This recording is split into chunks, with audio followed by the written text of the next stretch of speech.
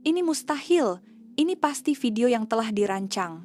Hanya dalam masa 1 jam selepas disiarkan, video ini melonjak ke tangga pertama carian populer di Malaysia di media sosial seluruh dunia. Video berdurasi 13 menit yang direkam di Melaka oleh seorang penerbit terkemuka BBC ini tersebar dengan pantas, menggegarkan seluruh dunia. Ini mesti lakonan. Tak mungkin. Ini betul-betul tak masuk akal. Agensi berita terkemuka dunia, seperti CNN dari Amerika, NHK dari Jepun, dan Le Monde dari Perancis, bergegas menghantar pasukan mereka untuk mengesahkan sendiri kebenarannya. Dan di tebing Sungai Melaka, segalanya terbukti benar. Datuk Bandar London mengadakan sidang akbar tergempar, Paris melancarkan Project Seine, dan Datuk Bandar New York segera terbang ke Melaka. Apa sebenarnya yang telah berlaku?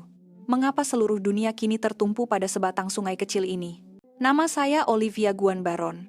Saya telah menjadi penerbit dokumentari jenayah di BBC selama 15 tahun. Saya pernah menyusup masuk ke dalam sarang kartel Sinaloa di Meksiko, membuat liputan perang tembak-menembak di favela Rio de Janeiro, Brazil, menjejaki pembunuh bersiri di Johannesburg, Afrika Selatan, dan merakam perang geng di Tegucigalpa, Honduras. Kemana saja saya pergi, saya sentiasa diiringi pengawal pribadi. Tanpa veskalis peluru, saya tidak berani melangkah, malah memandang keluar dari tingkap hotel pun penuh dengan bahaya. Selama 15 tahun, bergelumang dalam bandar-bandar seperti ini, satu keyakinan telah tertanam dalam hati saya. Sifat semula jadi manusia adalah liar. Semakin besar sebuah bandar, semakin berbahaya ia. Namun, pada musim bunga yang lalu, dalam satu mesyuarat editorial BBC, satu topik menarik telah dibangkitkan. Mari kita dedahkan kebenaran di sebalik bandar-bandar selamat di Asia, kata Robert, ketua editor eksekutif. Olivia, kamu orang yang paling sesuai. Pergi dan buktikan sama ada bandar seperti Singapura dan Melaka ini benar-benar selamat, atau sekadar kedamaian palsu yang diwujudkan melalui pengawasan yang ketat.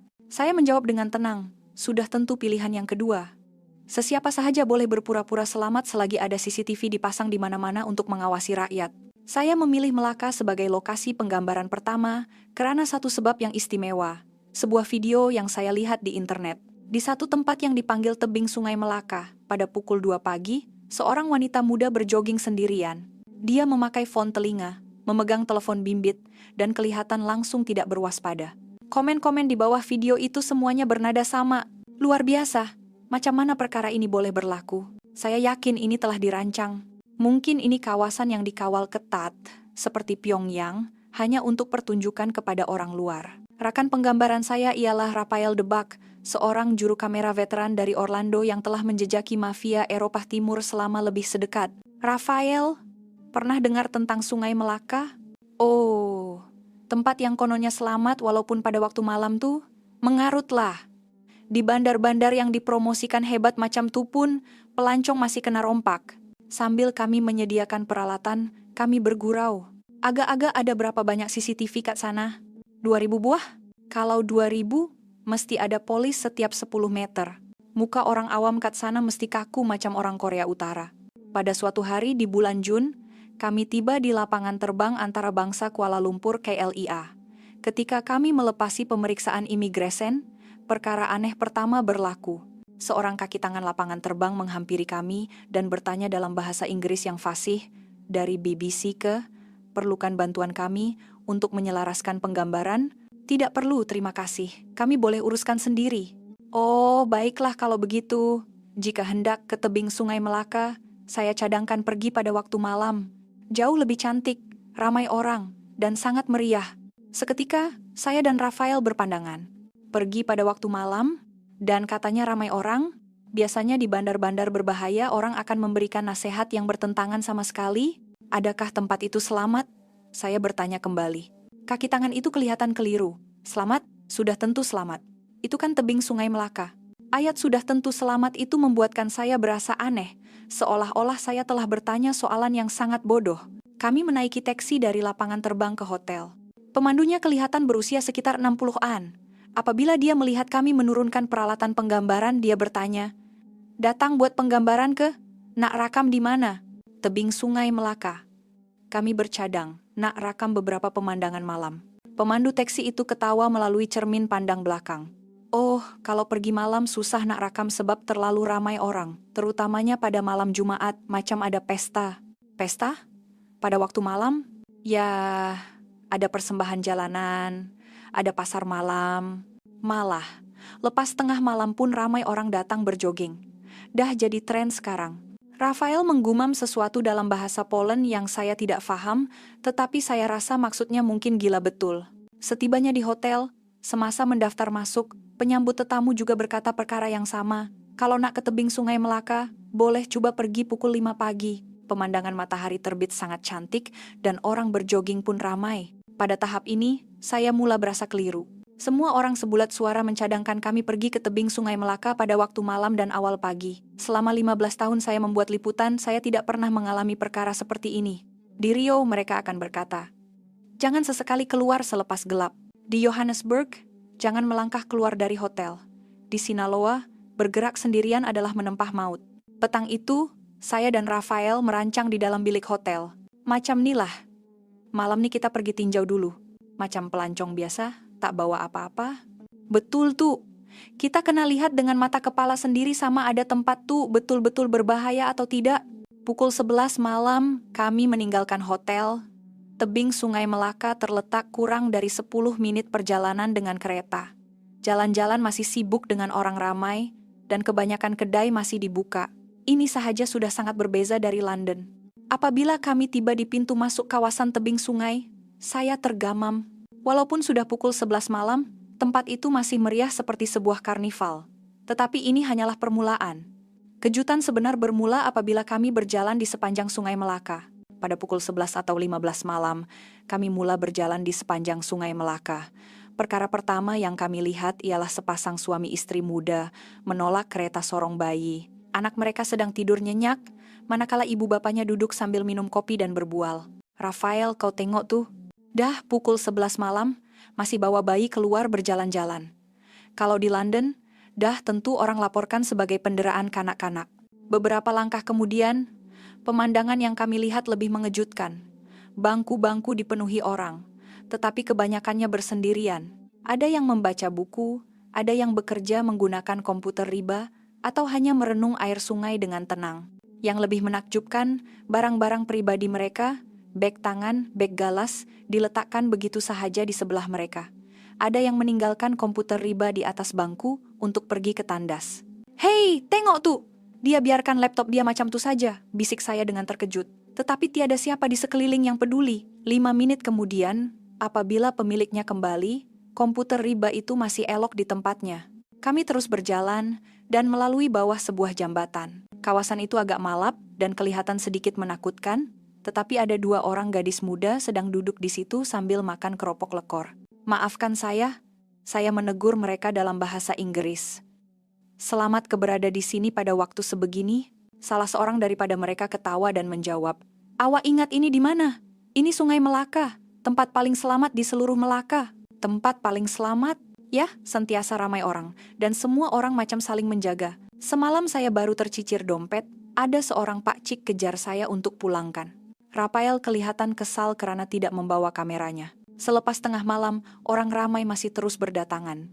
Lebih menghairankan, kami mula melihat seorang demi seorang wanita berjoging sendirian. Mereka memakai font telinga, berpakaian sukan yang ketat, tanpa sebarang tanda waspada.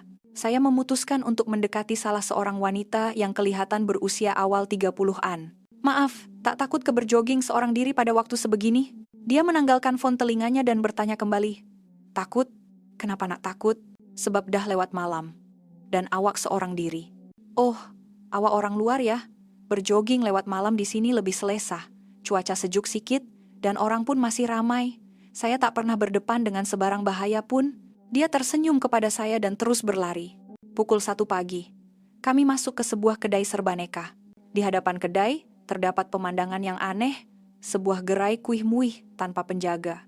Hanya ada senarai harga, dan sebuah tabung uang diletakkan di situ. Ini betul-betul ke? Tanya Rafael, tidak percaya.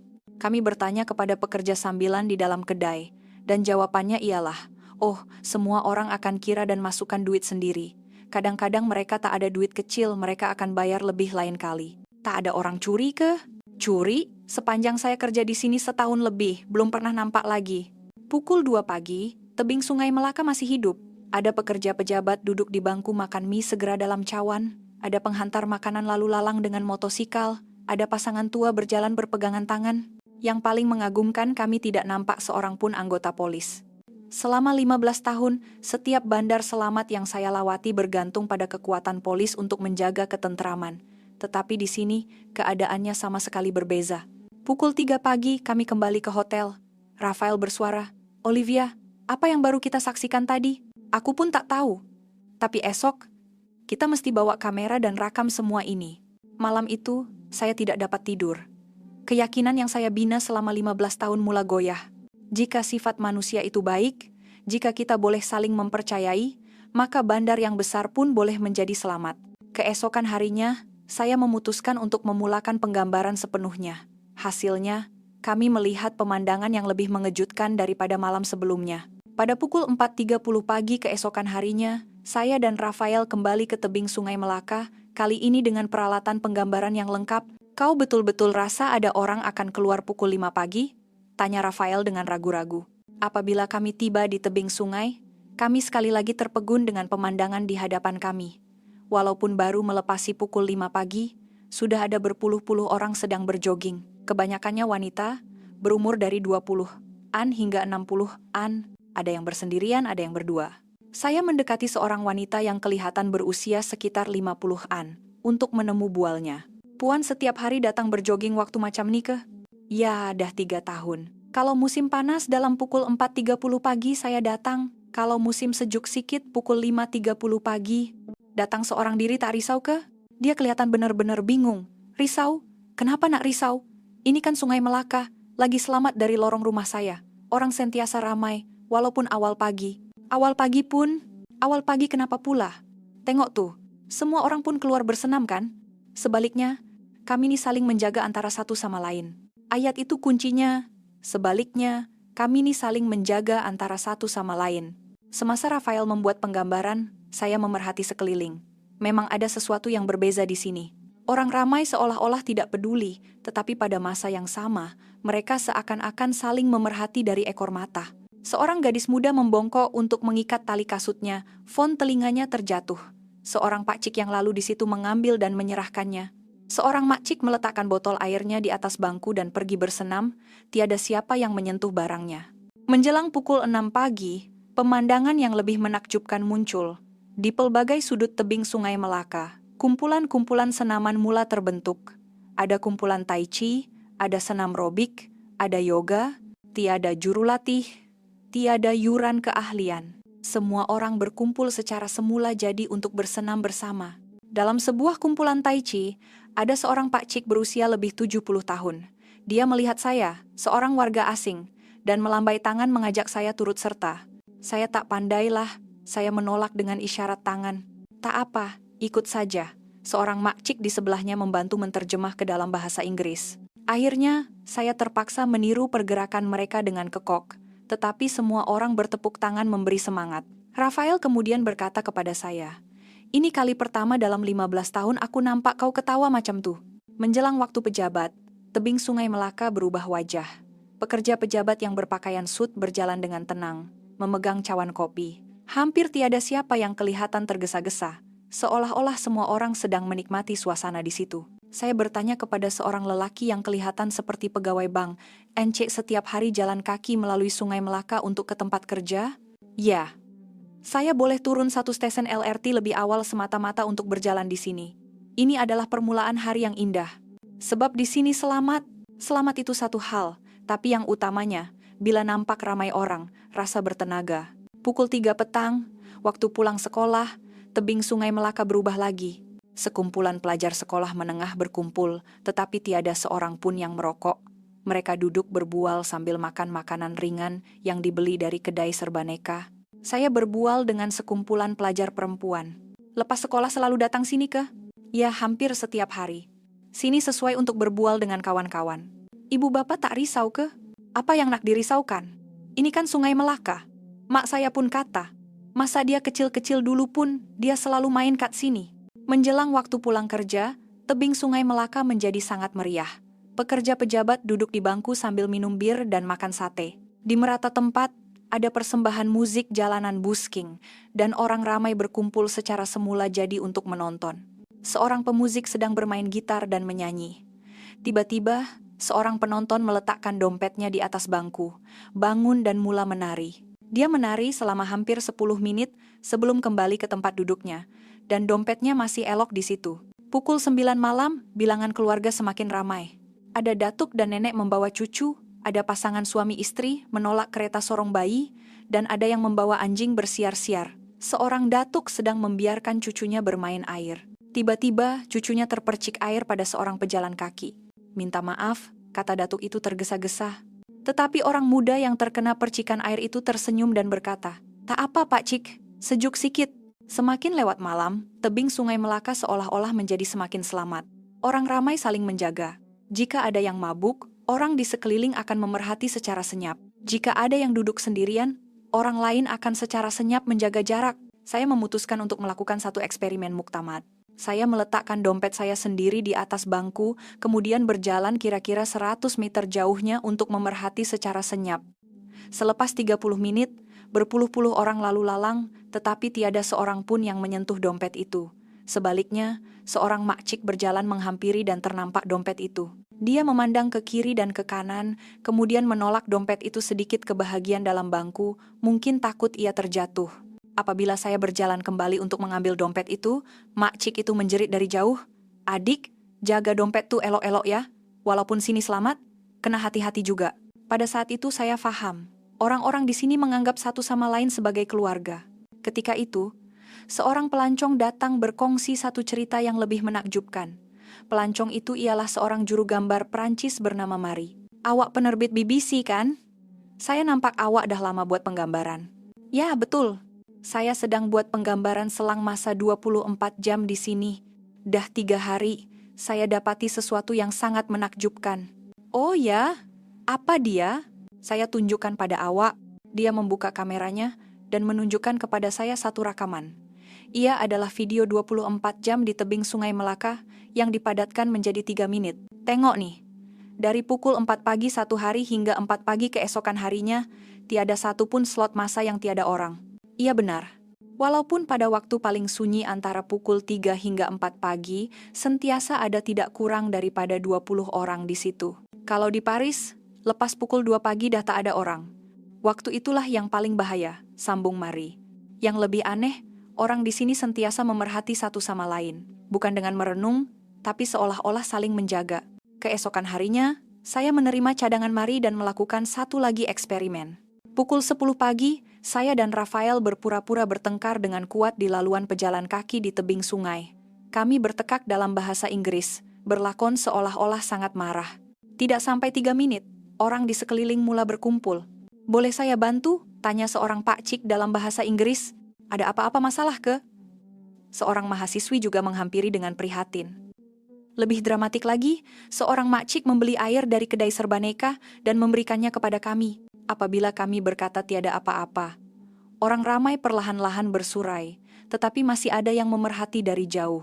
Pukul 2 petang, saya berpura-pura menangis seorang diri di atas bangku. Tidak sampai 5 menit, 3 orang datang menghampiri. Mereka tidak terus menegur, sebaliknya hanya duduk berdekatan, seolah-olah menemani dari jauh.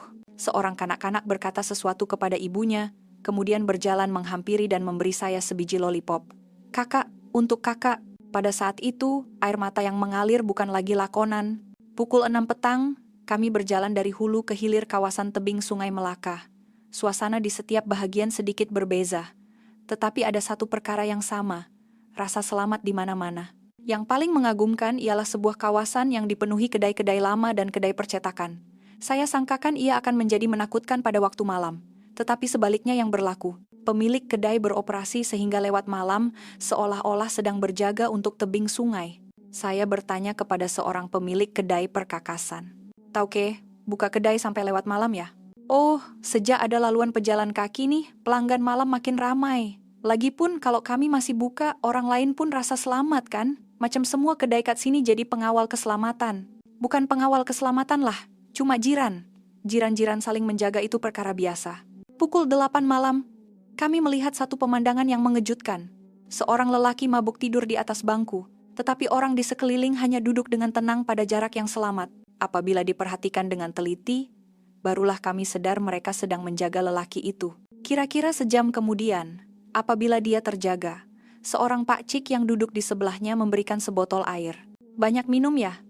Boleh balik rumah tak? Apabila lelaki mabuk itu berjalan terhuyung-hayang, dua orang lain datang memapah lengannya, membawanya ke tempat yang mudah untuk mendapatkan taksi. Kemudian masing-masing beredar. Pukul 10 malam, di dataran tebing sungai, ada sebuah pasar kecil yang menjual barangan kraft tangan, pakaian terpakai, dan lukisan. Yang mengejutkan, kebanyakan gerai adalah gerai layan diri. Hanya ada senarai harga dan nomor akaun untuk pemindahan uang, membiarkan pelanggan mengambil barang dan membuat pembayaran sendiri. Saya bertanya kepada seorang pemilik gerai, tak ada orang curi barang ke? Kadang-kadang ada yang terlupa bayar, tapi bila mereka datang lain kali, mereka akan bayar 2 kali ganda, dan tak henti-henti minta maaf. Tengah malam, kami menyediakan eksperimen terakhir. Rafael meletakkan font telinga Bluetooth bernilai RMN1 Siri 100 di atas bangku dan berpura-pura pergi ke tandas. 15 menit kemudian apabila dia kembali, font telinga itu masih di situ. Sebenarnya, tidak betul-betul di tempat asal. Seseorang telah menutupnya dengan tisu, mungkin takut terkena embun. Rafael mengeluh, "Olivia, bila aku balik Poland nanti, aku cerita pada sesiapapun, tiada siapa akan percaya.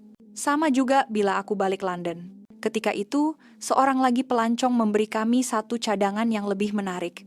Pelancong itu ialah seorang YouTuber dari Australia bernama Jackson. Saya sedang buat satu video, menguji apa yang akan berlaku jika dompet terjatuh di bandar-bandar besar di seluruh dunia. Di New York, hilang dalam masa 3 menit. Di Rome, tak sampai semenit pun. Entah macam mana pula di Melaka. Berapa banyak uang tunai dalam dompet tuh? Kira-kira $1,300 AS. Lebih kurang Rm6.000. Saya sedikit raga-agak, tetapi Rafael berkata, "Cobalah, hanya dengan cara ini kita boleh buktikan kebenarannya." Keesokan harinya pukul 2 petang, kami memulakan eksperimen di tepi sebuah jambatan di tebing Sungai Melaka yang paling sibuk. Jackson berpura-pura menjatuhkan dompetnya, kemudian berjalan seolah-olah tiada apa yang berlaku. Kami merakam secara sembunyi dari jarak kira-kira 50 meter. Tidak sampai 30 saat, seorang wanita perasan dompet itu, "Encik, encik." Dia coba memanggil Jackson. Tetapi Jackson berpura-pura tidak dengar dan terus berjalan. Tiba-tiba, wanita itu berlari. Walaupun memakai kasut tumit tinggi, dia berlari sekuat hati. "Encik, dompet awak." Akhirnya, selepas mengejar hampir 100 meter, dia berjaya mengejar dan memegang lengan Jackson. Awak tercicir dompet. Jackson mengucapkan terima kasih dan coba memberinya Rm100 sebagai ganjaran, tetapi wanita itu menolak. "Tak ada apalah, ini memang patut saya lakukan. Lain kali hati-hati ya." Eksperimen kedua adalah pada pukul 7 malam, waktu puncak orang pulang kerja. Kali ini, saya sendiri yang melakukannya. Saya menjatuhkan dompet yang berisi uang tunai Rm7 sampai Rm putu. Kali ini lebih pantas.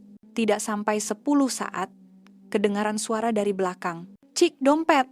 Seorang lelaki pertengahan umur menyerahkan dompet itu kepada saya dan berkata, "Banyak nih duit tunai. Kena hati-hati sikit, walaupun sini selamat, tak boleh leka." Eksperimen ketiga adalah pada pukul 10 malam. Rafael berpura-pura meninggalkan dompetnya di atas bangku dan bangun beredar. Kira-kira 5 menit kemudian, seorang nenek perasan dompet itu. Dia memandang sekeliling, mengambil dompet itu, dan terus berjalan ke kedai serbaneka berdekatan. Kami mengikut secara senyap. Nenek itu sedang menyerahkan dompet itu kepada pekerja kedai. "Ada orang tertinggal dompet nih, Dik. Nanti tuannya mesti datang cari. Tolong simpankan ya." Apabila Rafael masuk ke dalam, pekerja kedai itu tersenyum gembira dan menyerahkan dompet itu kepadanya. "Nenek tadi yang bagi. Abang bernasib baik." Eksperimen keempat adalah pada waktu paling sunyi, pukul 2 pagi. Kali ini bukan dompet, tetapi telepon pintar model terbaru bernilai hampir Rm8.000. Seorang penghantar makanan yang lalu dengan motosikal ternampak telepon itu. Dia mengambilnya, melihat sekeliling, teragak-agak seketika, kemudian mula mencari balai polis terdekat di teleponnya. Apabila kami menghampirinya dan berkata itu telepon kami, dia berasa lega. "Oh baguslah, saya baru nak hantar ke balai polis. Sayang telepon baru macam ni kalau hilang." Eksperimen kelima adalah yang paling gila. Kami menjatuhkan sebuah sampul surat berisi uang tunai Rm45.000 di atas tanah, kemudian berjalan pantas seolah-olah tiada apa-apa. "Hei, encik!" Beberapa orang menjerit serentak. Seorang pemuda berlari sepantas kilat dan berdiri di hadapan saya. "Ini awak punya ke?" sampul duit, tadi terjatuh. Saya berpura-pura menjawab dalam bahasa Inggris. Bukan saya punya. Dia kelihatan keliru. Tapi saya nampak dengan mata kepala sendiri ia jatuh dari beg awak. Akhirnya, orang di sekeliling mula berkumpul. Seorang makcik berkata, "Adik, bawa pergi balai polis lah. Nanti polis tolong cari tuannya." Dan pemuda itu benar-benar membawa Rm45.000 itu ke balai polis. Kami mengesahkan kemudian bahwa uang itu memang telah direkodkan sebagai barang hilang. Jackson ternganga keheranan. Saya dah uji di 15 buah negara. Melaka adalah satu-satunya tempat yang 100% barang hilang ditemui semula. Malam itu, kami minum bir di tebing Sungai Melaka. Rafael berkata, "Aku akhirnya faham. Orang berani keluar berjalan pada waktu malam bukan sebab tempat ini selamat, tetapi karena mereka saling mempercayai." Ketika itu, seorang pemuda Malaysia yang duduk di bangku sebelah mungkin terdengar perbualan kami. Dia menoleh dan berkata dalam bahasa Inggris, "Tetapi Tuan, itulah rahasia Sungai Melaka, kami menjaga diri kami sendiri. Tetapi ini hanyalah permulaan. Perkara yang benar-benar mengejutkan akan berlaku esok." Keesokan paginya pukul 4, saya berjalan sendirian di tebing Sungai Melaka. Rafael masih berehat di hotel. Saya masuk ke sebuah kedai serbaneka, 24 jam. Di belakang kaunter, seorang mahasiswi muda sedang bekerja. Tanda namanya tertulis Aina. "Awak kerja seorang diri?" Saya bertanya. "Ya, untuk shift subuh, saya seorang." "Tak takut kah?" Aina tersenyum dan menggelengkan kepala. "Tak takut langsung. Sebenarnya pelanggan waktu subuh lagi baik. Pelanggan ramai walaupun awal pagi. Ada saja yang datang silih berganti. Ada yang datang berjogging, ada abang-abang taksi, ada juga pekerja pejabat yang baru habis kerja. Macam-macam. Tiba-tiba, seorang lelaki yang kelihatan mabuk masuk ke dalam kedai. Dia berjalan terhuyung-hayang ke arah peti sejuk. Saya serta-merta menjadi cemas, tetapi Aina kelihatan sangat tenang. Pak Cik Kasim, minum lagi ya?" "Aduh Aina, maaf ya, tolong ambilkan Pak Cik air ditok 1. Semasa membayar, pelanggan itu memberi lebih sekeping uang kertas Rm5. "Upah kerja lewat malam. Susah payah kamu." Tak boleh ambil nih Pak Cik. Hati-hati balik rumah ya." Selepas pelanggan itu beredar, saya bertanya, "Pelanggan tetap ke?" "Ya, dia tahu ke sebuah kedai percetakan berdekatan. Hampir setiap malam datang, tapi tak pernah buat masalah. Tapi orang mabuk sepatutnya masih berbahaya kan?" Riak wajah Aina menjadi serius. "Sepanjang saya kerja 2 tahun di sini, hanya sekali saya berdepan dengan perkara yang betul-betul menakutkan." "Apa dia?" "Musim sejuk tahun lepas, kira-kira pukul 3 pagi. Seorang lelaki yang tak dikenali masuk ke dalam kedai. Auranya tak baik. Dia asyik merenung saya dan berjalan mundar-mandir dalam kedai. Saya mendengar dengan teliti. Lepas tuh, selepas kira-kira 5 menit, tiba-tiba ada orang tolak pintu masuk. 3 orang Pak Cik dari kawasan sekitar," sambung Aina. "Salah seorang daripada mereka berjalan ke arah lelaki itu dan bertanya, 'Boleh saya bantu? Cari barang tak jumpa ke?' Suaranya sangat sopan, tapi lelaki itu terus berjalan laju keluar. Mungkin kebetulan, bukan. Saya baru tahu kemudian yang Pak Cik tuh sebenarnya sedang memerhati melalui rekaman CCTV. Tauke kedai berdekatan, risau saya seorang perempuan kerja sendirian awal pagi. Tiba-tiba, pintu kedai serbaneka terbuka lagi. Seorang makcik berusia 50-an masuk. 'Aina, kopi 1. Ada pelanggan orang asing ya? Datang melancong ke?' Apabila saya memberitahu saya adalah penerbit BBC, makcik itu serta-merta menjadi teruja. 'Wah, nak masuk TV. Sungai Melaka kita nih hebat kan? Paling selamat di seluruh dunia. Kenapa Puan begitu yakin?' Sebab ini kami sendiri yang cipta. Bukan kerajaan, tapi kami sendiri yang saling menjaga." Makcik itu memperkenalkan dirinya sebagai Aunty Lim, yang telah membuka kedai makan berdekatan selama 35 tahun. "Saya dah tinggal di sini sebelum laluan pejalan kaki ini wujud lagi. Dulu tempat ini agak bahaya juga. Tapi lepas laluan ini siap dibina, orang pun berubah. Berubah macam mana? Kami mula menganggap satu sama lain sebagai keluarga. Setiap hari keluar bersenam, bersiar-siar, mesti akan terserempak. Lama-kelamaan jadi kenal muka. Walaupun tak tahu nama tapi tahu, oh, ini orang kita." Aunty Lim menceritakan satu kisah yang menakjubkan. Tahun lepas, awal pagi, seorang penghantar makanan tergelincir di tangga dan pergelangan kakinya terseliuh, tak boleh bangun. Waktu tuh baru pukul 3 pagi, tak sampai 10 menit, ramai orang datang tolong. Ada seorang dokter yang sedang berjoging, tolong beri rawatan cemas. Ada seorang pemandu taksi tawarkan diri hantar dia ke hospital. Ada juga yang tolong alihkan motosikalnya ke tempat selamat. Pukul 3 pagi, ya, Sungai Melaka nih 24 jam ada orang. Ketika itu, Aina menambah. Saya pun pernah alami perkara yang sama. Pernah sekali saya tiba-tiba sakit perut sampai nak pengsan. Seorang pelanggan datang tolong jaga counter. Seorang lagi lari ke farmasi belikan saya obat. Saya bertanya, walaupun orang yang tak dikenali, di Sungai Melaka tiada orang asing, jawab Aina. Semua orang adalah jiran. Auntili menambah, orang luar mungkin tak faham. Pada mulanya kami pun macam tu juga. Tapi bila setiap hari berjumpa, wujud satu ikatan. Ikatan tu lama-kelamaan jadi macam keluarga. Pukul 5 pagi, orang yang datang berjoging mula muncul seorang demi seorang. Aina, teruskan usaha ya. Rajinnya kamu. Nak minum air panas tak? Orang yang lalu lalang semuanya menyapa Aina dengan mesra. Aina berkata kepada saya, nampak tak? Inilah orang-orang yang menjaga saya. Saya percaya, kalau saya berdepan dengan bahaya, semua orang pasti akan terus datang membantu. Begitu yakin? Selepas tahun lepas, saya pernah pura-pura menjerit. Tak sampai 30 saat, berbelas-belas orang berlari datang tengok. Akhirnya saya kena marah dengan semua orang sebab buat gurauan macam tu, katanya sambil tersenyum. Tapi walaupun kena marah saya tetap gembira, sebab ada begitu ramai orang yang prihatin. Semasa saya bersedia untuk meninggalkan kedai, Aina berkata, Kak, kakak dah tahu agaknya apa rahasia Sungai Melaka kan? Apa dia? Cinta, kasih sayang kami antara satu sama lain yang membuatkan kami selamat. Apabila saya melangkah keluar, matahari mula terbit. Beratus-ratus orang sedang bersenam di tebing Sungai Melaka. Seorang pakcik menghampiri saya dan menghulurkan sebotol air. Orang luar ya? Awal pagi dah keluar bersiar-siar.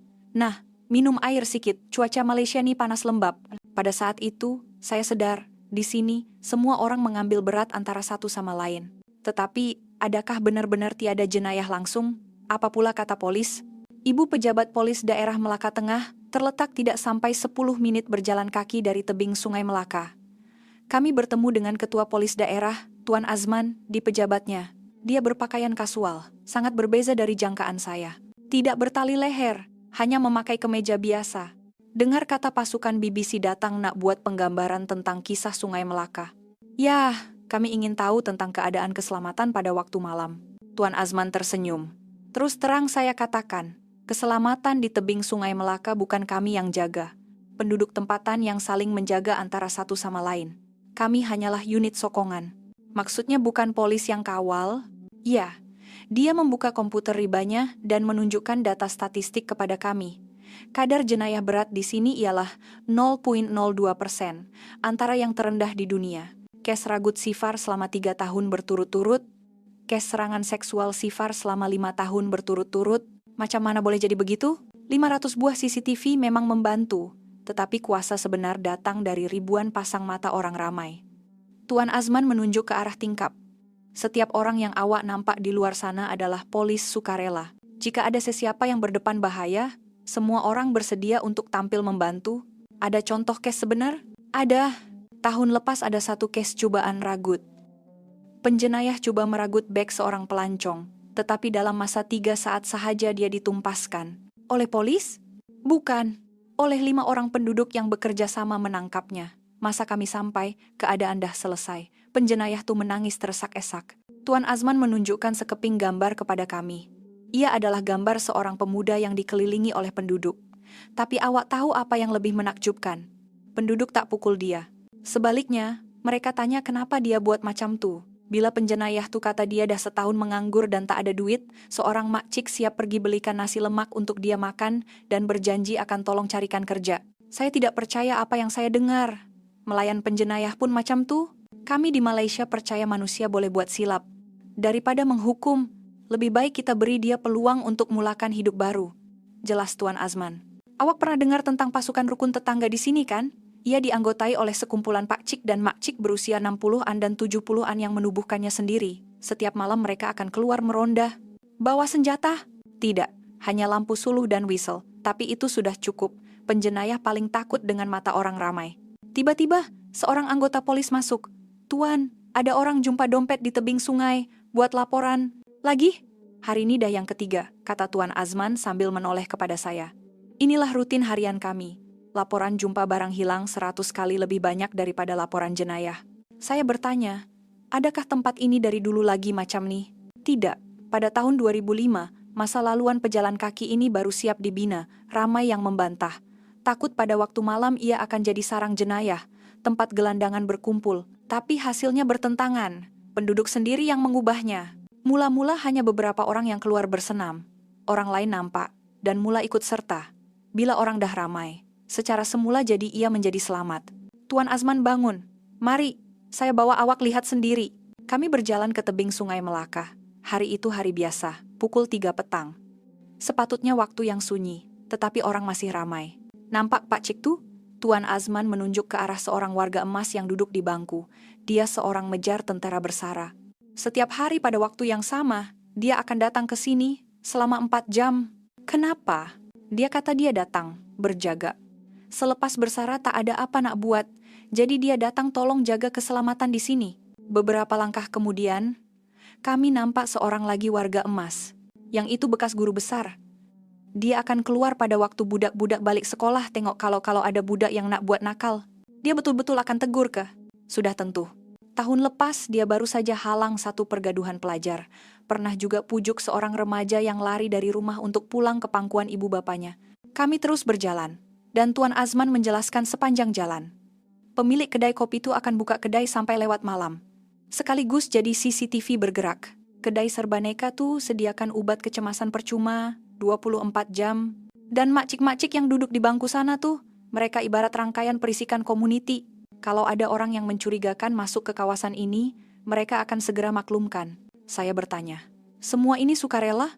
Iya, kerajaan tidak pernah suruh mereka buat. Mereka cuma ikhlas mengambil berat antara satu sama lain. Tiba-tiba, seorang wanita menghampiri dan menyapa Tuan Azman. Tuan Azman. Nenek yang hilang semalam dah jumpa ya? Oh baguslah, dah selamat sampai rumah. Terima kasih Puan tolong maklumkan.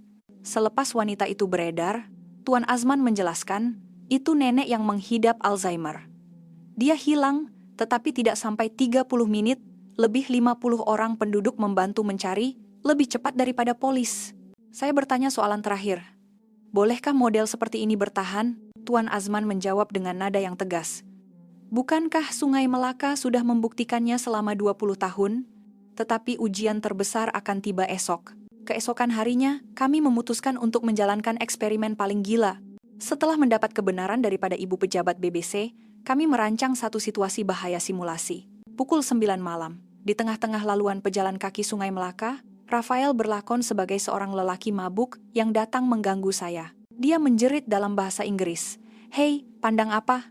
Nak cari gaduh ke? Saya berpura-pura takut dan berundur. Perkara yang menakjubkan berlaku tidak sampai 10 saat. Orang di sekeliling mula campur tangan. 2 orang pemuda adalah yang pertama menghampiri. Abang, sabar bang. Apa dah jadi nih? Apabila Rafael terus menjerit, 5 orang lagi segera datang mengerumuni. Seorang lelaki berusia 40-an berdiri di hadapan Rafael. Adik, sabar sikit. Saya tak tahu apa yang berlaku, tapi tak elok buat perempuan macam nih. Seorang wanita lain datang memegang tangan saya. Awak oke? Nak saya telepon polis? Lebih dramatik lagi, seorang nenek datang dan mengusap belakang Rafael. Banyak minum ya nak, jangan macam nih tak baik. Rafael tidak dapat meneruskan lakonannya dan terpaksa berhenti. Orang ramai perlahan-lahan bersurai. Seorang pakcik menghulurkan sebotol air kepada Rafael. Minum air nih, biar sejuk sikit. Gaduh dengan teman wanita ke? Kami menjelaskan kepada semua orang bahwa ini adalah untuk penggambaran program. Reaksi semua orang sangat menarik. Wah, buat eksperimen menakutkan macam nih. Kalau betul-betul orang jahat tadi, kami dah guna cara lebih kasar tahu. Di Sungai Melaka, kami tak akan benarkan perkara macam ini berlaku. Eksperimen kedua adalah pada pukul 1 pagi. Kali ini, saya berpura-pura pengsan di atas bangku, seolah-olah tidak sadarkan diri. Tidak sampai semenit, seorang wanita yang sedang berjoging berhenti untuk memeriksa. Cik oke tak? Melihat saya tidak memberi respons, dia segera mengeluarkan telepon. Hello, 999? Ada orang pengsan di tebing Sungai Melaka? Pada masa yang sama, orang lain mula berkumpul. Seorang lelaki datang memeriksa nadi saya. Seorang lagi menanggalkan jaketnya dan menyelimuti saya. Cuaca sejuk nih, nanti demam. Dalam masa 3 menit, lebih 10 orang berkumpul, mengelilingi saya seperti benteng manusia. Apabila saya bangun dan menjelaskan keadaan, seorang makcik mengeluh, "Aduh, takut betul saya. Ingatkan betul-betul tadi." Tetapi kemudian dia tersenyum. "Tapi tak apalah, janji selamat. Eksperimen ketiga adalah yang paling gila." Pukul 3 pagi, waktu paling sunyi. Rafael berlakon sebagai peragut, merampas beg tangan saya dan melarikan diri. "Tolong, peragut!" Saya menjerit sekuat hati. Pada saat itu, perkara yang luar biasa berlaku. Orang dari 3 arah yang berbeza serentak meluru datang. Seorang penghantar makanan menghentikan motosikalnya dan terus mengejar. Seorang pemuda yang sedang berjoging memecut sekuat tenaga. Malah pekerja kedai serbaneka pun berlari keluar untuk membantu. Rafael tidak sempat berlari sejauh 20 meter sebelum dikepung. "Berhenti! Nak lari kemana?" Rafael coba menjelaskan keadaan, tetapi mereka menoleh kepada saya terlebih dahulu. "Puan oke? Tak ada cedera? Baik Nike?" Apabila kami menjelaskan ini adalah penggambaran, penghantar makanan itu mengeluh. "Aduh, jantung saya macam nak berhenti. Ingatkan Sungai Melaka betul-betul ada peragut." Pemuda yang berjoging itu berkata, "Saya dah tinggal sini 20 tahun. Ini kali pertama saya nampak benda macam ni. Terkejut betul." Mereka menasihati kami bahwa eksperimen seperti ini terlalu bahaya. Kalau keadaan sebenar, kami sendiri pun boleh cedera. Tapi ini membuktikan sesuatu kan? Betapa selamatnya Sungai Melaka. Ayat terakhir itu datang dari pekerja kedai serbaneka tersebut. Pukul 4 pagi, kami duduk di bangku di tebing Sungai Melaka. Di sekeliling, orang yang bersiap untuk keluar bersenam pagi mula kelihatan. Seorang pakcik menghampiri. "Orang luar ya? Buat apa sepanjang malam nih?" "Kami buat penggambaran tentang keselamatan di tebing Sungai Melaka." Pakcik itu ketawa. "Keselamatan? Benda tuh tak payah dirakam. Memang dah selamat. Kenapa boleh jadi begitu selamat?" Pakcik itu berpikir sejenak, kemudian menjawab, "Sebab kami saling mempercayai, dan kami berusaha untuk menjaga kepercayaan itu. Sejak bila ia bermula? Mungkin sejak adanya laluan pejalan kaki ini." Tidak. Mungkin lebih lama lagi. Kami orang Malaysia dari dulu lagi ada semangat kejiranan. Tebing Sungai Melaka ini hanya menyerlahkan lagi semangat itu. Dia bangun dan meninggalkan sebaris ayat. "Bila kamu balik ke negara kamu nanti, jangan lupa beritahu orang lain. Tebing sungai ini tidak dibina dengan teknologi, tetapi dibina dengan hati manusia." Matahari mula memancarkan sinarnya. Tebing Sungai Melaka akan memulakan hari yang baru. Malam itu, saya membuat panggilan video dengan rakan sekerja di London. "Luar biasa," kata rakan saya Jeremy, di seberang skrin sambil menggelengkan kepala. "Olivia, ini semua lakonan kan? Kau pasti upah pelakon." Saya berkongsi semua rakaman video dengan mereka secara langsung. Dari wanita yang berjoging pada pukul 3 pagi, gerai layan diri, eksperimen dompet yang terjatuh, hinggalah simulasi situasi bahaya. Selepas menonton video selama 10 menit, kelima-lima rakan sekerja saya terdiam. Akhirnya, penerbit besar, Helen, bersuara. "Olivia, adakah kita sedang melupakan sesuatu? Apa maksud kau? Bukankah London sepatutnya begini? Boleh berjalan dengan selamat pada waktu malam? Bukankah ini sepatutnya perkara yang normal?" Seorang lagi rakan sekerja, Simon, tersenyum pahit. "Anak perempuan saya dah berumur 10 tahun, tapi saya masih tak berani biarkan dia berjalan seorang diri ke sekolah, walaupun jaraknya cuma 100 meter. Di Melaka, di sini, budak sekolah rendah, naik pengangkutan awam sendiri, pergi ke kelas tuition." "Gila," keluh Helen. "Semalam di Brixton, ada satu lagi case tikaman. Berlaku di siang hari pula tuh. Mungkin kita yang tak normal."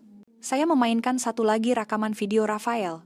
Babak penduduk menjaga lelaki mabuk yang tidur di bangku di tebing Sungai Melaka. Kalau di London, saya bertanya, dompet akan hilang, telepon akan hilang, silap-silap kasut pun kena curi, jawab Simon. Jeremy tiba-tiba meledak. "Apa bezanya? Bukankah kita semua manusia?" Saya teringat kata-kata orang yang saya temui. Kepercayaan. Kepercayaan asas kita terhadap satu sama lain.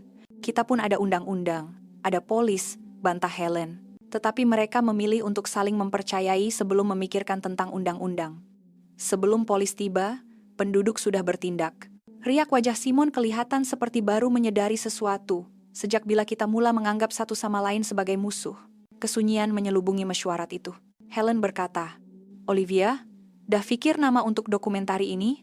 Belum lagi. Bagaimana dengan sesuatu yang telah kita lupakan, sebuah pengajaran dari Sungai Melaka?" Jeremy mencelah. Terlalu sedih. Apa kata bandar selamat terakhir? Tidak, saya menggelengkan kepala. Ini bukan kisah tentang sebuah bandar. Ini kisah tentang hati manusia.